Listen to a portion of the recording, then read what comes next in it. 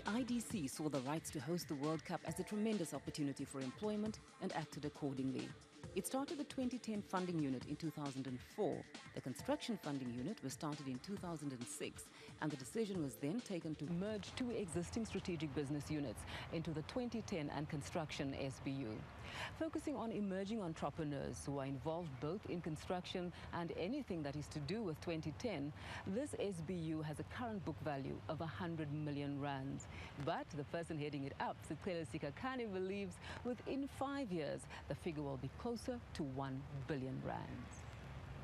The challenge is always about how much resources can you put into satisfying the need of the emerging entrepreneurs. We have a flood of applications. We receive at least 2 a day. And with the people that we have have quickly realized that we need to really beef up our human resources. The turnaround times are also very important. Bearing in mind that a delay in issuing a loan can lose the budding entrepreneur a tender, the IDC has realigned some of its responsibilities to certain proposals. This has, in cases, simplified the loan process, yet without reneging on its financial responsibilities. But it is also important to remember there is a development financier, because we do not have any tangible, or if you like, one-on-one security in the types of businesses that we finance. We concentrate more on economic viability.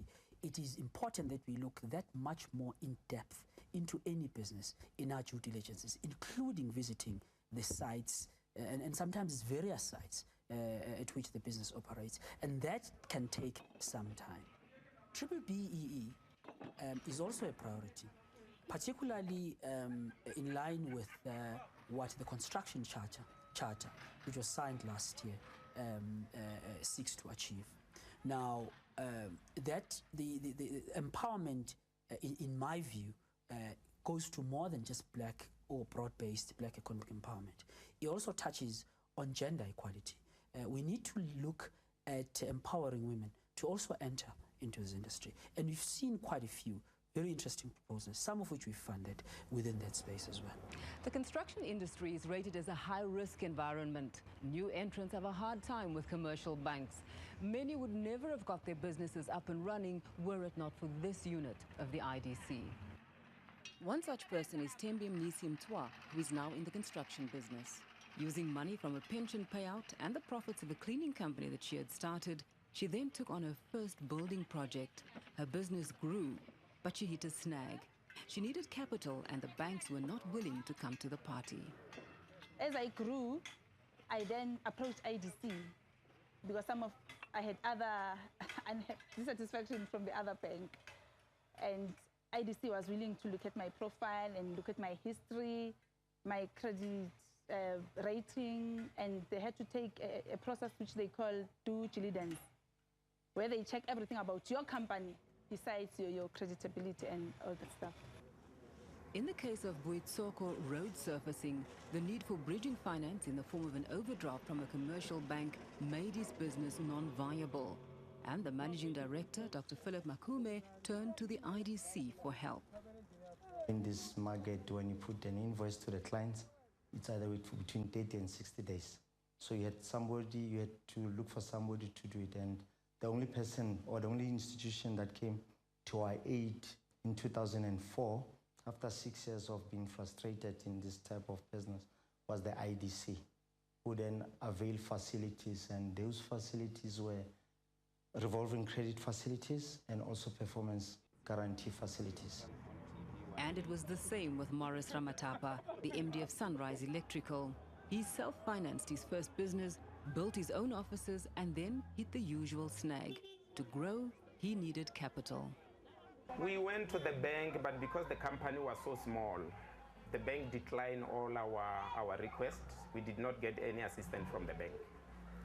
And then a few years later, we heard about IDC, we approached them. They required a lot of things. But I saw that there is a difference between the bank and IDC, because in IDC, you can see the genuinity, the people wanted to help you. I think it's just in the nature of perhaps how one operates. One is always looking for ways in which one can assist.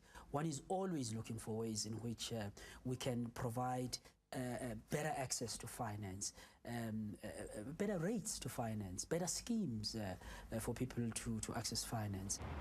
Although the IDC is in the position to grant loans to businesses that might not have been able to access finance through other institutions, there is one aspect of the loan process that these businesses find frustrating.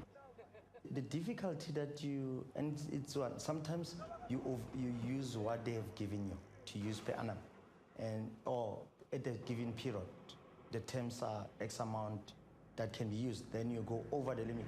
Now they have to go through credit application to approve it. So, and it goes with all institutions. So I will not say it's specific, it's particular to the IDC. Any other bank that you have a facility, if you go over it or you want to go over it, you have to go through it. So, and sometimes you need money now, but they will not offer you money now.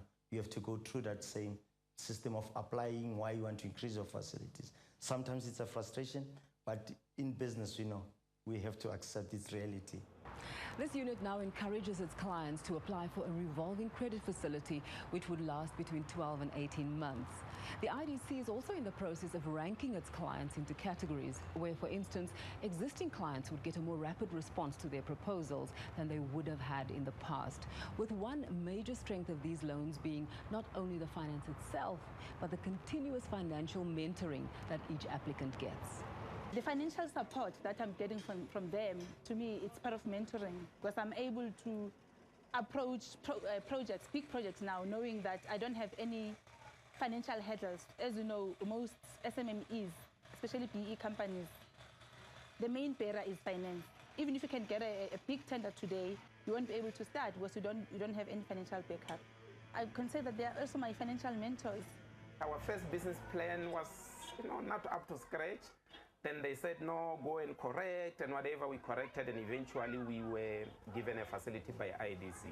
This is where the big picture came in. They have put up programs, example, some of our staff have attended project management, mentorship programs, and they have found a success out of it. And some have attended finance courses within the IDC, and they are free of charge, just to assist us. And it has really had a good impact on our business, because people that have gone through that program have now improved out of it.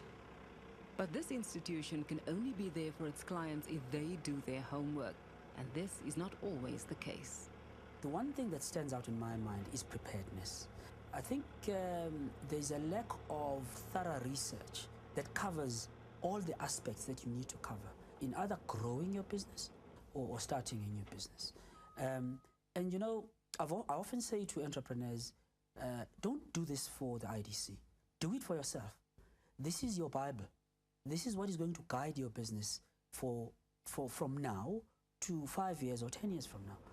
Although the 2010 and Construction Strategic Business Unit is looking towards the rest of Africa, because for one thing, it views the FIFA World Cup as an African event, its focus is on bedding its presence down in South Africa. I think our mandate is manifold, if you like. I think if I were to prioritize it, my passion is growing SMEs, because I strongly believe that nobody must be an SME forever. These SMEs must grow to be medium-sized companies, big companies, and listed companies. And again, I get worried in the construction industry when you have, if you like, an oligopoly. Very few big construction companies that dominate the market. It doesn't do well for the industry, particularly for the consumers. It doesn't do well for the growth and the economy of the country. So I think for me, priority will be to grow emerging entrepreneurs.